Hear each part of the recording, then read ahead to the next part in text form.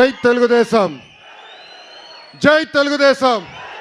చంద్రబాబు నాయుడు గారి నాయకత్వం, చంద్రబాబు నాయుడు గారి నాయకత్వం. జోహార్ అన్న ఎన్టీఆర్, జోహార్ అన్న ఎన్టీఆర్. వచ్చింది మిమ్మల్ని కలిసేదానికి. ఆనాడు పాదయాత్రలో కార్యకర్తలందరూ నేను హామీ ఇచ్చా, నియోజకవర్గానికి వచ్చినప్పుడు ప్రభుత్వం తరపున ఏమైనా కార్యక్రమం చేయాలనుకున్నప్పుడు ముందు కార్యకర్తలు కలిసిన తర్వాతనే ఆ కార్యక్రమానికి వెళ్తానని చెప్పా. రేపు శంకుస్థాపన వేస్తున్నాం. 22,000 కోట్ల పెట్టుబడి 2 జిల్లాలకి రాబోతుంది. ఆ కార్యక్రమానికి మన నియోజకవర్గానికి వస్తున్నాను కనుక ముందు రోజు వచ్చి కార్యకర్తల్ని కలవాలని నిర్ణయించుకున్నా. ఇచ్చిన హామీ మేరకు ఈరోజు మీ లోకేష్ మీ ముందర నిలబడటం జరుగుతుంది. 2019 ఎన్నికల్లో మనం ఓటమి చెందాం. కానీ గెలిచిన శాసనసభ్యులందరూ కేశవన్న కానీ, అనగాని సత్యన్న కానీ, గొట్టుపాటి రవన్న కానీ, మిగతా నాయకులందరూ కూడా ఆనాడు శాసనసభ సాక్షిగా చంద్రబాబు నాయుడు గారు అనేక మాటలు అన్నారు. చంద్రబాబు నాయుడు గారు ఆనాడు రాజధాని విషయం వచ్చినప్పుడు నేను కౌన్సిల్ సభ్యుడిని. కౌన్సిల్కి ఆయన వచ్చి పైన కూర్చున్నారు గ్యాలరీలో. ఆ ఫోటో ఇప్పుడు కూడా ఉంది, పొద్దున స్వామి గారు చూపించా. వైకాపా శాసనసభ్యులు ఆయన చుట్టుముట్టేదానికి ప్రయత్నించారు, అవమానించడానికి ప్రయత్నించారు. కానీ కేశవ్ అన్న ఆ రోజు అక్కడ నిలబడి నన్ను దాటుకుని మా నాయకుడి దగ్గర రావాలని చెప్పారు. మాటలు తక్కువ చెప్తాడు, ఎక్కువ మాట్లాడు, కానీ నిలబడ్డారు. స్వామి అన్న నిలబడ్డాడు.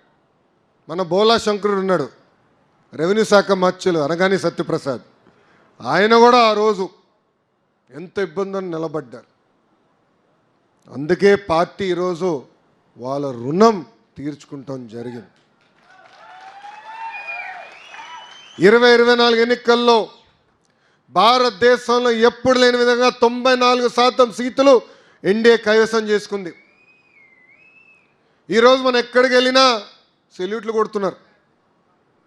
దారి పొడుగునా పోలీసులు కంపడ్డారు నాకు ఈరోజు. ఎక్కడికి వెళ్ళినా సెల్యూట్లు కొడుతున్నారు బాగా. నేను మనసులో అనుకున్నా, పాదయాత్రలు ఎవడు కంపడలేదు ఏంట్రా బాని.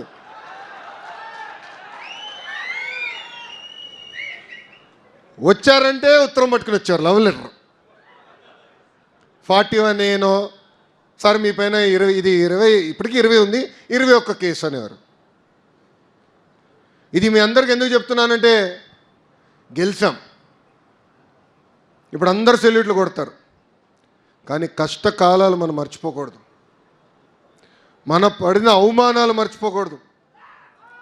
నా పైన 23 కేసులు పెట్టారే, నేను మర్చిపోను. అధికారంలో ఉన్నా ప్రతిపక్షంలో ఉన్నట్టే మనం ఆలోచించాలి, కసితో పనిచేయాలి.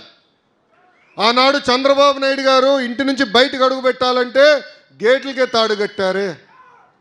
ఏం తప్పు చేయని చంద్రబాబు నాయుడు గారిని 53 రోజులు రాజమండ్రి జైల్లో బంధించారే. ఆనాడు మనం చూసాం పుంగనూరు నియోజకవర్గంలో ఒక తాతయ్య మీసాలు మెలేసి తొడగొట్టి, ఎవరది అంజిరెడ్డి తాత, రా నా దగ్గర నుంచి తీస్తావా బీఫామ్ చూద్దాం అన్నాడు. ఆ అంజిరెడ్డి తాతే మనందరికీ స్ఫూర్తి. పల్నాడు జిల్లాలో ఎన్నికలు జరుగుతుంటే మంజులారెడ్డి గారు ఆనాడు బూత్ దగ్గర నిలబడి పోరాడారు. ఇక్కడ రిగ్గింగ్ జరిగేదానికి లేదంటే ఏకంగా తల్లపైన కత్తితో గాయాలు, రక్తం గారుతున్నా అక్కడ నిలబడింది. పోలింగ్ అయ్యి డబ్బాలని సీల్ చేసిన తర్వాతనే ఆసుపత్రికి వెళ్ళిన మంజులారెడ్డి గారే ఈరోజు మనందరికీ స్ఫూర్తి. అదే పల్నాడులో మన చంద్రయ్య, ఇప్పుడు కూడా ఫోటోలు నాకు గుర్తున్నాయి. చితకబాది నడి వీధిలో రోడ్డు పైన పడుకోబెట్టి ఒక్కసారి వాళ్ళ నాయకుడికి జై చెప్పమన్నారు, ఒక్కసారి వాళ్ళ పార్టీకి జై చెప్పు నేను వదిలేస్తా అన్నాడు. ఆయన ఒక్కటే నవ్వుతా అన్నాడు, జై తెలుగుదేశం, జై చంద్రబాబు నాయుడు. ప్రాణాలు పోగొట్టుకున్న చంద్రయ్య మీ అందరిపైన కూడా కేసులు పెట్టారు, అడుగడుగున అవమానించారు, బయటికి వస్తే ఇబ్బంది పెట్టారు. కానీ మంది పసుపు జెండా, ఎవరు మన అండర్ ఎస్టిమేట్ చేయలేరు. అది ఆ పసుపు జెండానే కాదు, మన రక్తంలోనే పారుతుంది. అందుకే ఆ మొదటి రోజు నుంచి అన్నాం, అయ్యా జగన్ తగ్గేదే లేదని. అడుగడుగున పోరాడం.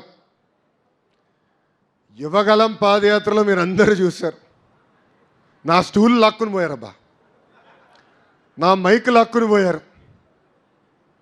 అడుగడుగున అవమానాలు, చంద్రబాబు నాయుడు గారిని కించపరిచే విధంగా ఫ్లెక్సీలు అన్నీ చేశారు. కానీ ఒక లక్ష్యంతో పనిచేశాం. జిల్లాకు వచ్చేగల యువగలం ఒక ప్రభంజనంగా మార్చారే, అది తెలుగుదేశం పార్టీ కార్యకర్తల గొప్పతనం. ఇవన్నీ మనం గుర్తుపెట్టుకోవాలి, ఇవన్నీ మనం మర్చిపోకూడదు.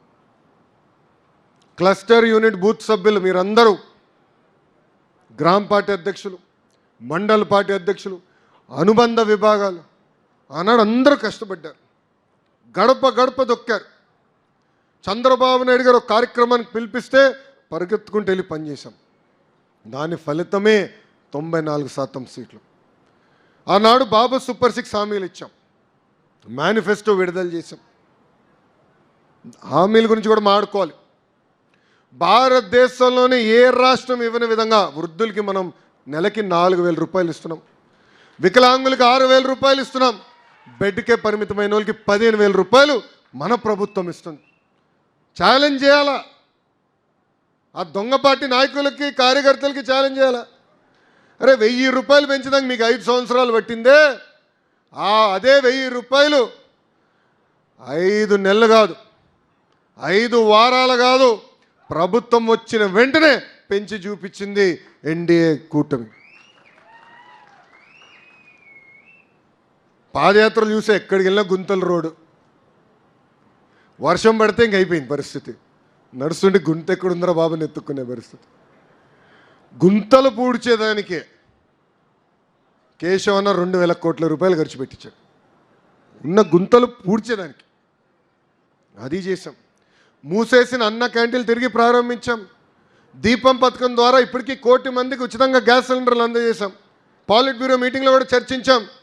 ఇంకా గ్యాస్ సిలిండర్ లింక్ కాదు, 4 నెలలకు ఒకసారి 800 రూపాయలు నేరుగా మహిళల అకౌంట్లో వేయాలని నిర్ణయించుకుందాం. అది కూడా అమలు చేస్తాం.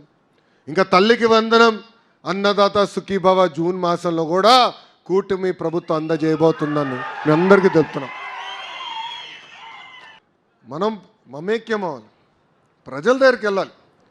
కుటుంబ సాధికార సారథులు కానివ్వండి, బూత్ అధ్యక్షులు కానివ్వండి, యూనిట్ అధ్యక్షులు కానివ్వండి, క్లస్టర్ అధ్యక్షులు కానివ్వండి, విలేజ్ మండల అధ్యక్షులు అందరం